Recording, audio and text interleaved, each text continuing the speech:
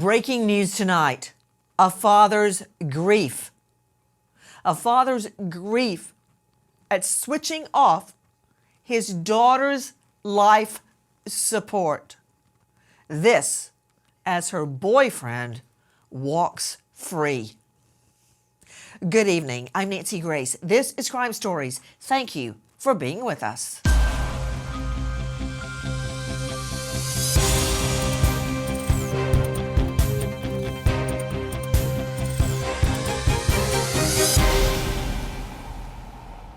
A heated argument takes a turn for the worst when 22-year-old Arizona woman Zariah jumps on the back of her boyfriend's car. The boyfriend then speeding off with Zariah still on it. And that's not the end. Why was she on the car? Was there a heated argument where she felt she had to try to get away from him? Whatever the reason, it doesn't matter. Knowing full well Zariah, just 22 years old, gorgeous, and a twin. A twin. She's got a twin brother. Zariah and her twin brother, so close before he passes away. She goes on in life, making her parents proud, completing school. Look at them, the twins. Why? Knowing she's on his car, did he put the pedal to the metal and scratch off? Of course, she's thrown to the ground. He keeps going and finally goes back. He knows what he's done, and he goes back and finds her completely unresponsive. Then dumps her at a fire station. She lingers in a coma until her father turns the switch and takes her off life support. That's bad enough.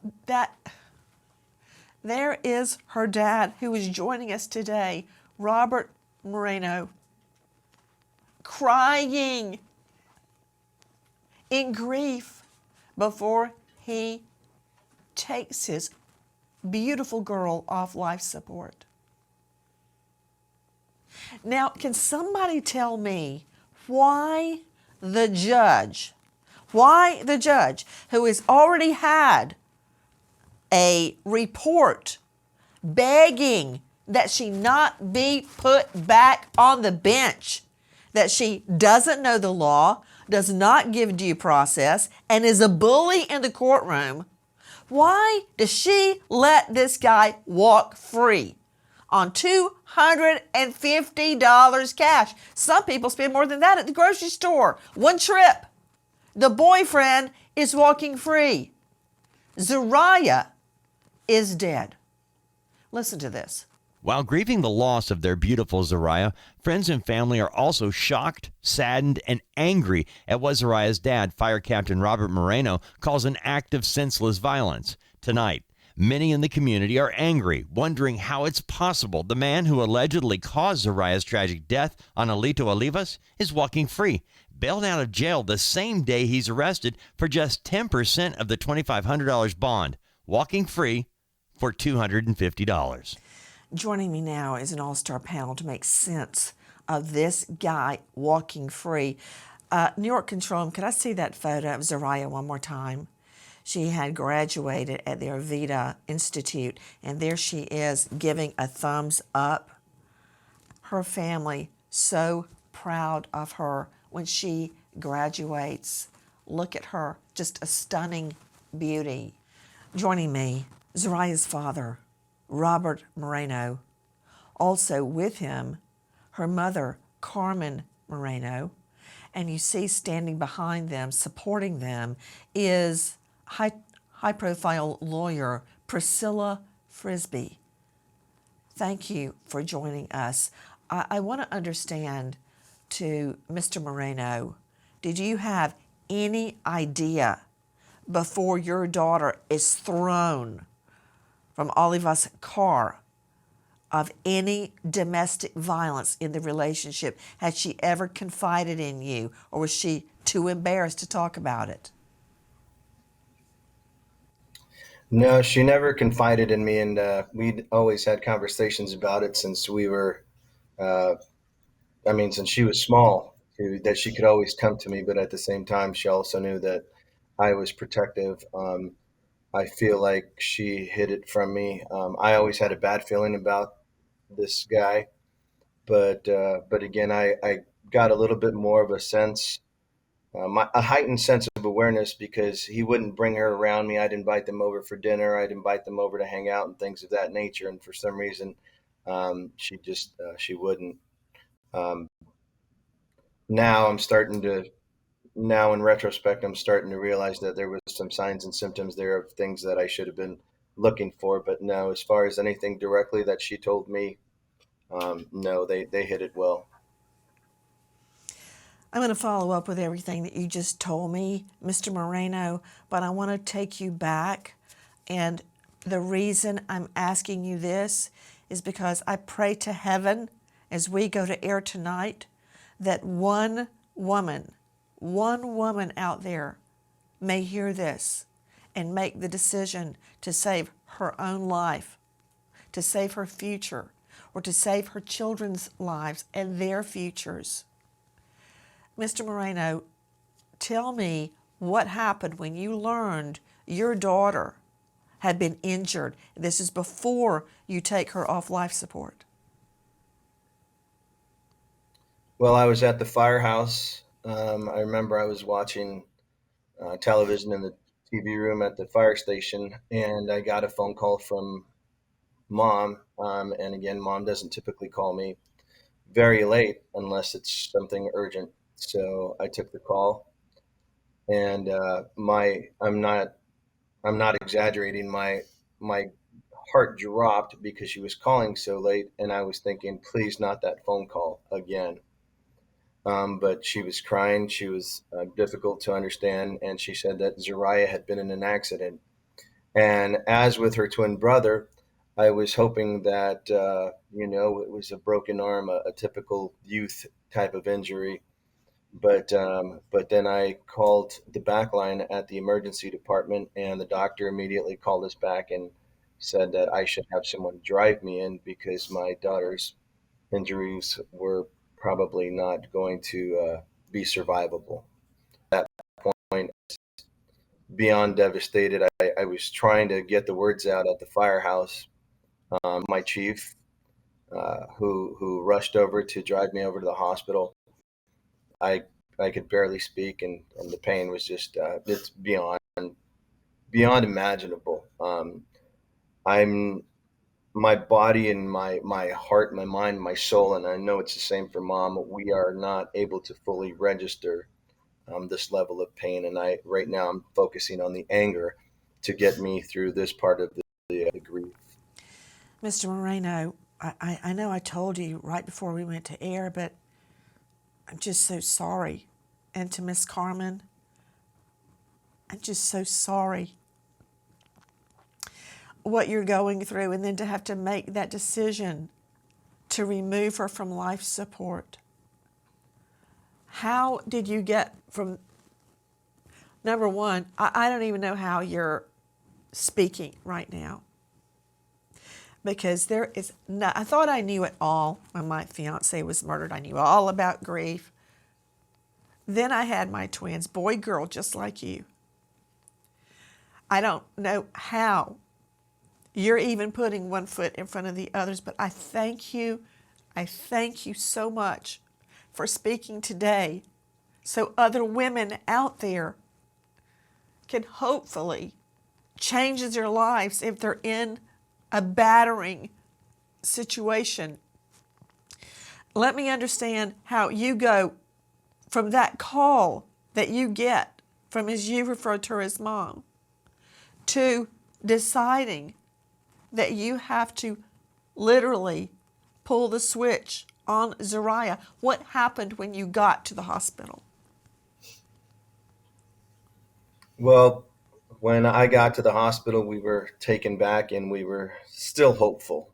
Um, I believe Mom was still hopeful as well, and she had her family, her brother, my sister, and there was a lot of prayers in that maybe God would pull off a miracle for us, being as this would be let's just say too much for one mom and dad to handle. So I honestly thought that God or the universe, whatever the powers that be, would grant us this miracle. But I think Mom would agree with me that um, our daughter was very, very strong, and she almost single-handedly carried us through the grief of losing our son. And I believe that a lot of her strength that she instilled within us over the last 3.5 years helped us through this. Um, but unfortunately, we kept hoping the doctors were going to tell us something different every time we spoke to them. And every time they spoke to us, the news just got worse and more grim, and reality started to set in even more. And um, unfortunately, um, we had to eventually deal with what we were, what what was facing us, and we tried to make a decision jointly, and it was very not refreshing, but it was nice to know that Mom and I have been almost on the same page. Um, we didn't always see eye to eye about raising our children, but fortunately, both of our children ended up pretty much perfect. And and when making the decisions that we did, we pretty much, as Zariah's representatives, feel that we represented her the same way that she would be representing herself. Do you agree, Mom? Yeah. Joining Robert, who is Zariah's dad, is Zariah's mom, Carmen Moreno, and their lawyer, Priscilla Frisbee. Robert, you stated that when you guys went to the hospital, even though the doctor had told you she likely would not survive, you were praying for a miracle. You had already lost one of the twins, the boy, Isaac, and Yes. thought it was impossible that you could lose Zariah as well. When you saw her, what went through your mind with her on life support? Um, Disbelief, and disbelief is even such a weak word. I was thinking there is no way in heaven or hell that we are experiencing this again. I thought it was a bad dream, and honest to God, I don't know what Mom was experiencing. As far as I know, it was disbelief. But I would sit down every 10 or 15 minutes and I would close my eyes really, really, really hard, as you do when you're in a bad dream and then you try to wake yourself up. And I did that a few times, and for some reason, I kept waking up to the same awful reality. At my home, me and my daughter are very spiritual. So I always had that seed of hope and praying and having people around us praying for this one miracle. And to know that it didn't happen, and I know that she would want us to fight because she's a big fighter. She's a believer, and having the strength to carry us through after her brother's death. Seeing signs. She's she's a believer in signs that he was always around, and to see the signs there with us at the hospital when we made the decision was a sense of peace in a way, somewhat knowing that that was my son's writing number and her blood pressure was stayed at 112 for a couple minutes, but knowing that they're together and we're going to fight this. And I don't want other girls her age to go through that. If you see something, say something. Could save another girl. Zariah decides to follow in Dad's footsteps to help others and joins ROTC. Then tragedy. Twins Zariah and Isaac are inseparable when Isaac suddenly dies in a motorcycle accident. Deeply pained, Zariah buries herself in studies and graduates from the Aveda Institute in Tucson. 25-year-old Angelito Olivas continues driving despite knowing his girlfriend Zariah is still on the trunk of his car, holding on for her life. Zariah eventually falls off and is found unconscious. After that moment, Zariah is basically dumped at the fire station. She is rushed to the hospital. She's unresponsive, in a coma. Her parents make the horrible decision to take her off life support. Why is the guy who did this, Angelito Olivas, why is he walking free? Listen. What is your full name, sir? Angelito Adrian Olivas. You are charged with domestic violence, aggravated assault, domestic violence, endangerment. I'm going to enter pleas of not guilty. Let you know that you do have a constitutional right to remain silent, to be represented by an attorney. There is an attorney who is seated next to you representing you for this evening's hearings. I'm going to hear first from the prosecutor's office, and then I'll hear from your defense counsel. County attorney? Thank you, counsel. The state's requesting a $10,000 bond. The nature of the incident is such that there is verbal altercation between the defendant and the victim, and then the defendant drove away with the victim on having gotten on the trunk of his car. The victim fell off and was apparently injured to the point where she was unresponsive. The interim complaint does not say whether or not this person is still alive or in what condition they are. $10,000, Your Honor. So the Judge Geraldine Hale, and let me just tell you, I did a little homework on Judge Geraldine Hale, and I found that the Tucson City Council voted unanimously to reappoint Magistrate Hale despite a strong recommendation from the commission. It should not reappoint her, and that has rarely, if ever, happened in their history, that they ask for a person not to be reappointed to the bench. Why did they make that recommendation? Because, and by the way, she gets paid over $100,000 a year, around $112 to be exact. They said she had an erratic temperament, a lack of basic legal knowledge, and was a bully in the courtroom. Okay, that's what they say. This is what I say.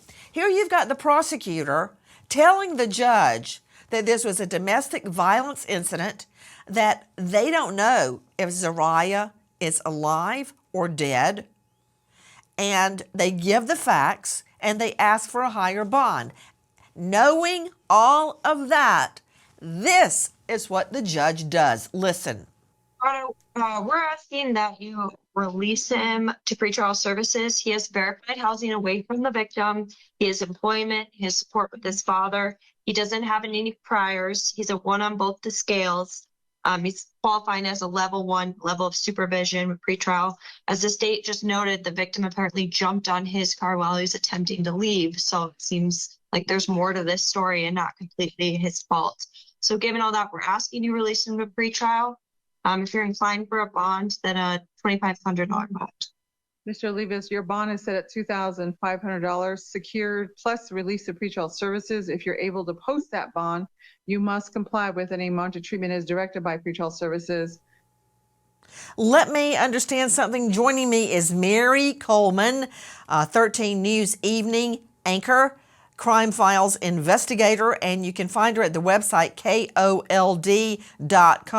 Mary Coleman, thank you for joining us. Let me ask you a few rapid fire questions. Now, isn't it correct that the Judge Geraldine Hale knew what happened, yet denied the state's request for a higher bond and gave the defense the lower bond? Is that correct?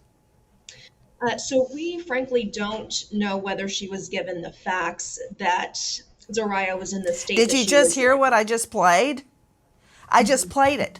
I just played it for you, where he says there was a verbal altercation between the defendant and the victim. The defendant drove away with victim on the trunk of his car. The victim fell off and was injured to the point she was unresponsive. The interim complaint does not say whether Zariah is dead or alive, and they ask for $10,000. Correct. Yes, that is correct. So she did know what the facts were.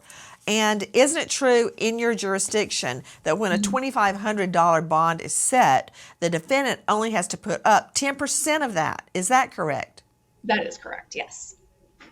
So $250. Is that right? Yes, 10% of that would be $250. Correct. Robert Moreno, $250? It's ridiculous. It's mind blowing. I don't understand it at all. You see people who do lesser crimes, and the cops are the law enforcement's all over them, and something like this, where, as you said, and I'll repeat, there was obviously some details in which she was unconscious. There was an altercation. 10,000 even seemed, I would think, to anyone listening, would seem like a very, very small amount in order to keep him. I'm seeing your lawyer behind you. This is Priscilla Frisbee, who practices in this Arizona jurisdiction. Priscilla, the guy is charged with felony domestic violence, a felony ag assault, and he's getting out on bond, and they tell the judge she might be dead. We don't know if she's dead or alive, and he still walks free on $250. And Priscilla, I'm going to go to our lawyers on the panel, but Priscilla, I'm holding up the bond conditions that we managed to locate. They're probably trying to hide these. Okay. They say, commit no acts of domestic violence. That's a condition of his bond. And he has admitted he did this. I don't care why she sat on the hood. I don't care why she got there. He took off at a rapid rate of speed. He knew she fell off, and he kept going. He went back and got her, saw she was unresponsive, and dumped her at the fire station. Don't commit domestic violence. Wow, the judge sure told him, didn't she? What about it, Priscilla Frisbee? Well, first, thank you for having us. I think it's very important to bring conscientiousness to domestic violence.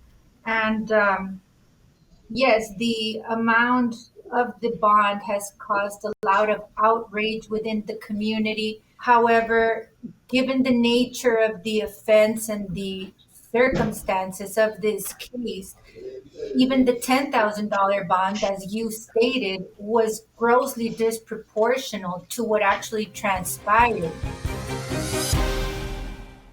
Please join us on our mission to find missing people, especially children, to solve unsolved homicides. If you're on the go, catch us on your favorite podcast app, where you can get all of our content, where we, in our own way, seek justice.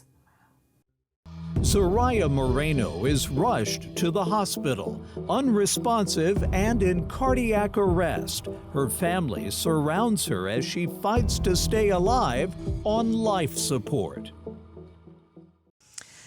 A father's heartbreak when he is faced with a decision to take his daughter, just 22, Zariah Moreno, off life support. I can't imagine being in that position.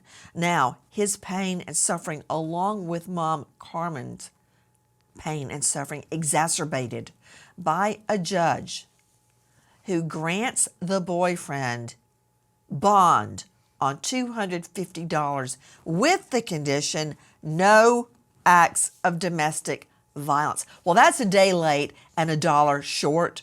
And what more do we know about the charges themselves? Listen. The Pima County Sheriff's Department begins investigating the incident by talking to the man who brought Zariah to the fire department, Angelito Olivas.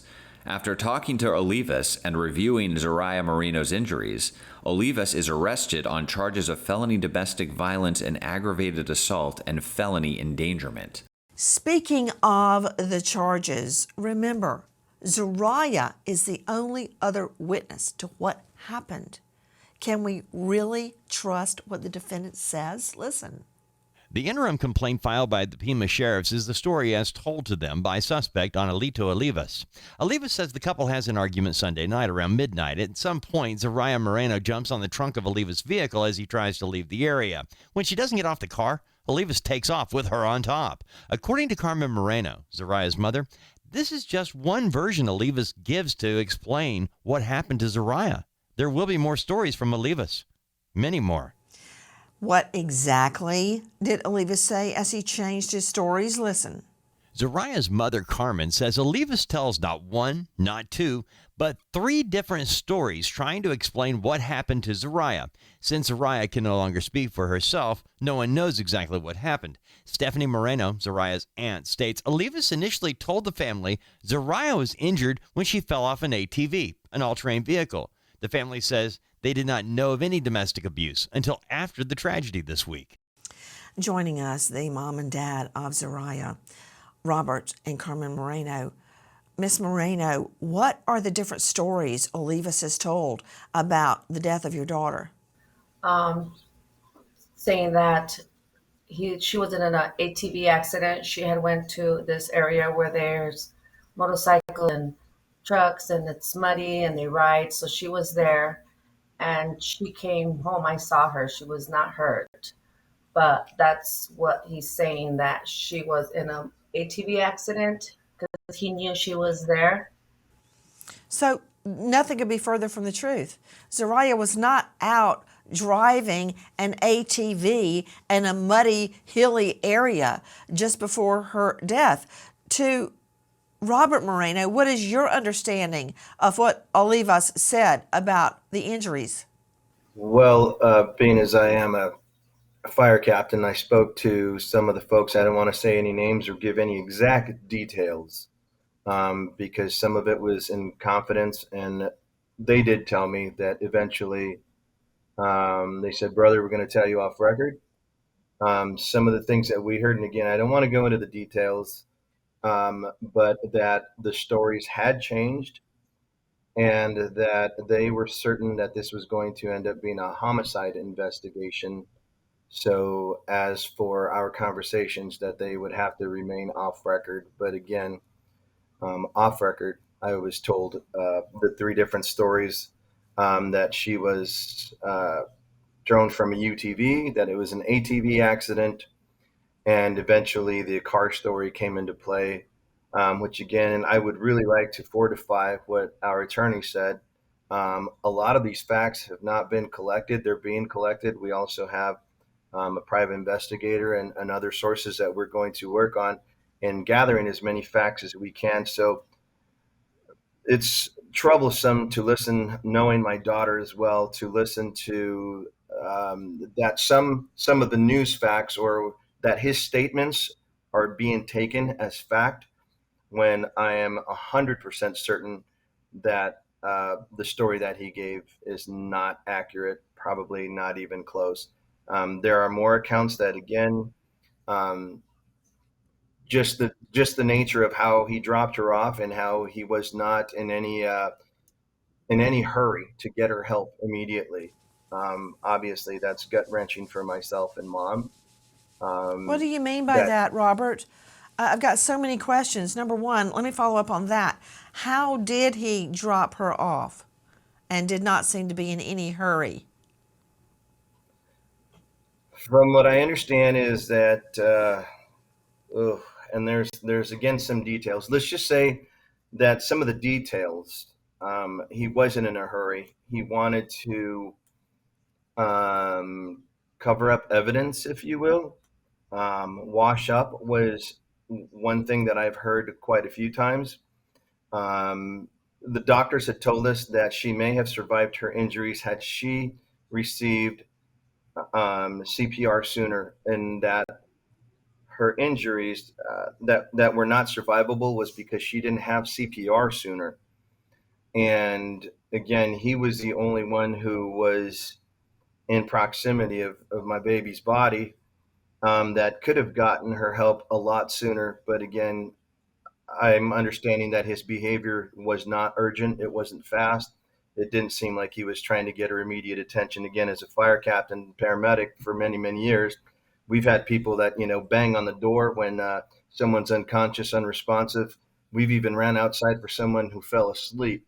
So again, being as she was in fact unconscious, unresponsive, not breathing, in full code arrest, you don't have to be a medical professional to realize that something is absolutely wrong. And again, his behavior, from what I understand, did not depict any real sense of urgency, which again is gut wrenching for me because those are precious minutes that could have saved my baby's life. At that point, it almost seems calculated, if you will. And I'm probably walking a fine line there, but calculated is the last word that I probably want to use there. So again, I would like for any media just to understand that the facts are probably not what his story indicates. Angelito Olivas is arrested by authorities after a heated argument with his girlfriend Zariah ends with her in the hospital on life support. Can you imagine all of you parents out there having to make the decision to take your beloved child off life support? Zariah's twin, a brother, had died in a tragic motorcycle accident. The family has just lived through that, and now this. Joining me, Zariah's mom, dad, their family lawyer, Priscilla Frisbee, Karen Stark, Dr. Kendall Crowns. I'll be right with you. Mary Coleman joining us, KOLD. Please jump in, Mary. You know the facts better than all of us put together. Mr. Moreno, you said that you believed, as a veteran firefighter, and you've probably given life support, CPR, so many times you can't count them. You believe that if she had gotten CPR sooner, she may have been saved. You stated to me that, according to a report that you heard, he wanted to wash up. He was concerned about washing himself up when he dumped her at the fire station? Yes. And again, I don't know the exact details, but those are the unconfirmed and off-record reports that I heard. Did he give an account when he dropped her off, Mr. Moreno? Did he give an account then about what happened? From, again, what I understand, and this is paraphrasing, not exact quotes, was, my girlfriend's in the car, something to the effect, I think she might be hurt. You guys might want to check her out. Oh, dear Lord in heaven. You know, another thing, Mr. Moreno, I don't know if I'm going to take his statement with a box of salt about her getting on the car and he drove off. How do I know that's true? And why in the world would she have gotten on the car? Did she really do that? Was she getting on top of the car to get away from him? I mean, does that sound like a likely scenario to you, Mr. Moreno? No, it doesn't. It doesn't sound like a likely scenario. And again, I can't say enough that it's frustrating hearing on the news and everyone relying on the facts that that's what happened, when again, the only other person who knows the truth is my daughter. My position is, once he took her away from the home, it was his responsibility to bring our baby back safely. So whatever was going on in their altercation, let's just say that, there a little bit of this too. She wasn't outside of the vehicle. She wasn't trying to get on the vehicle or anything when she was safe at home. So again, my position is, once he took her away from home, it was clearly obvious that he is the one who compromised her safety.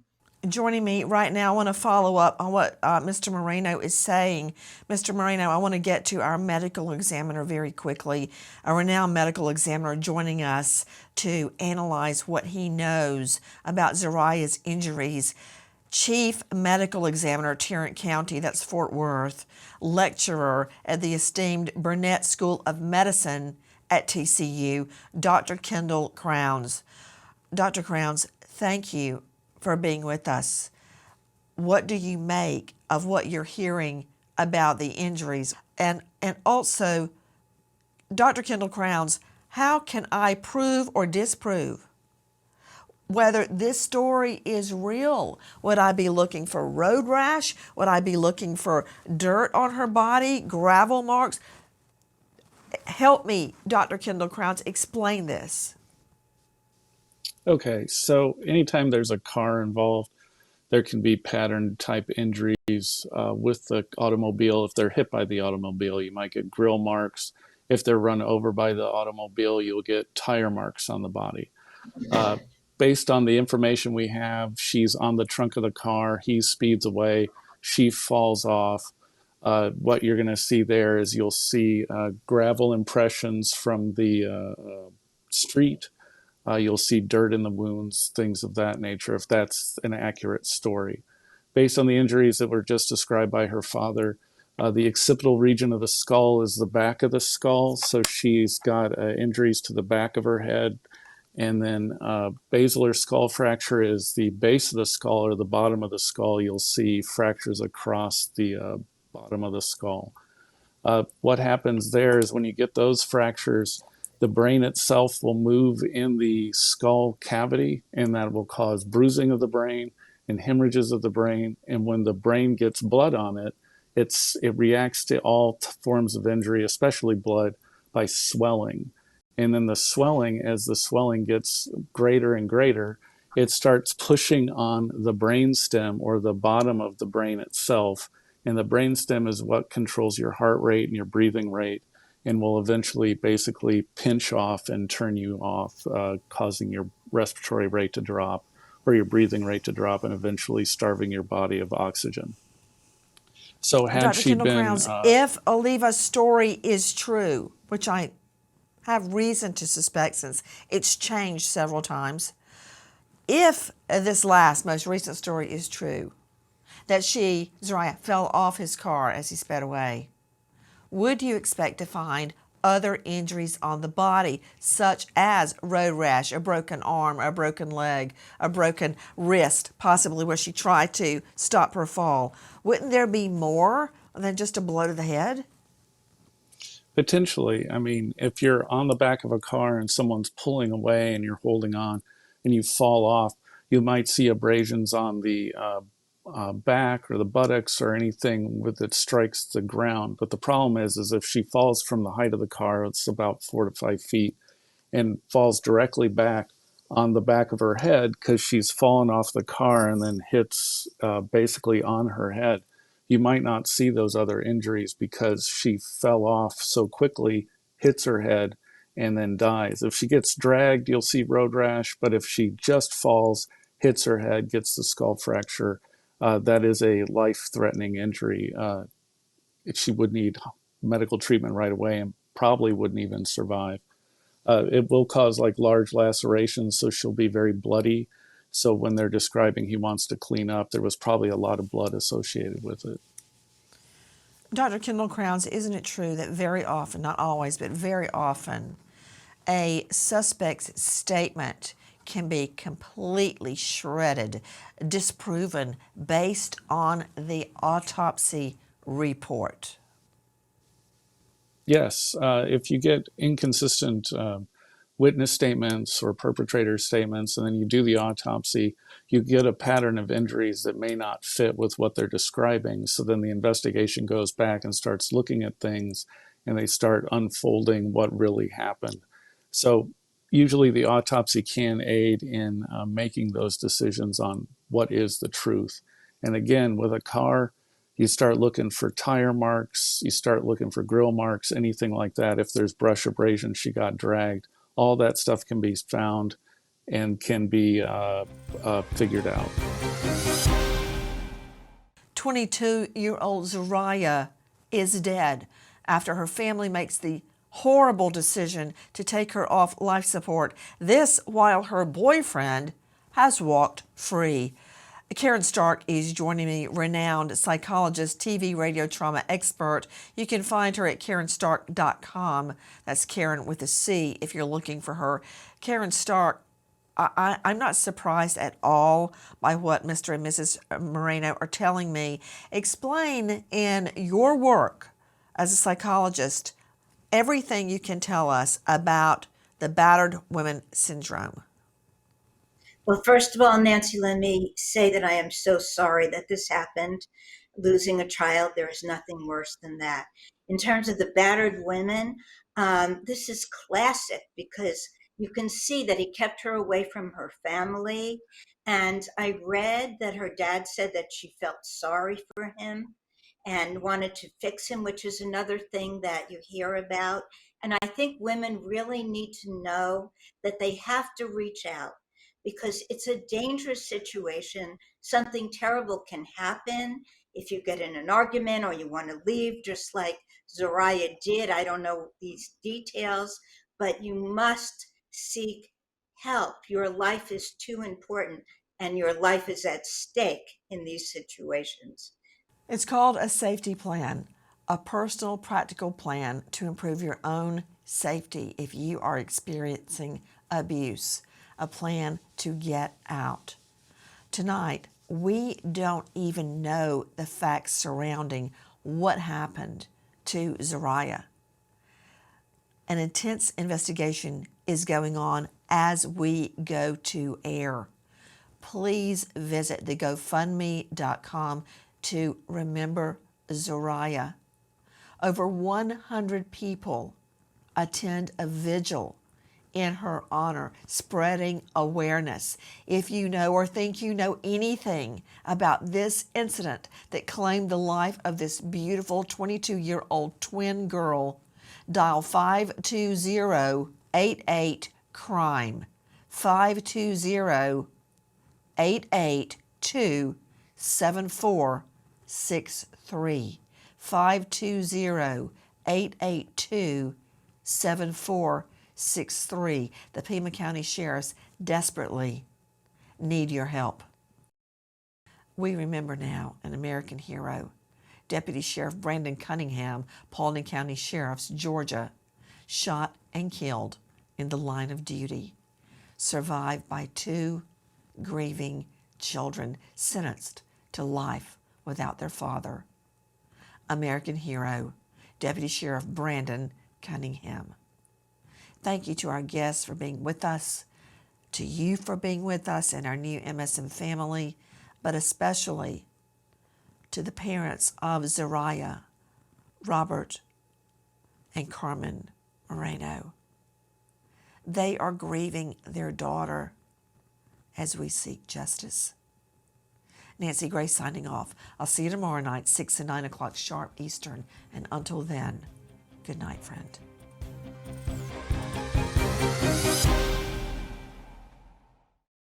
Please join us on our mission to find missing people, especially children, to solve unsolved homicides. If you're on the go, catch us on your favorite podcast app where you can get all of our content where we, in our own way, seek justice.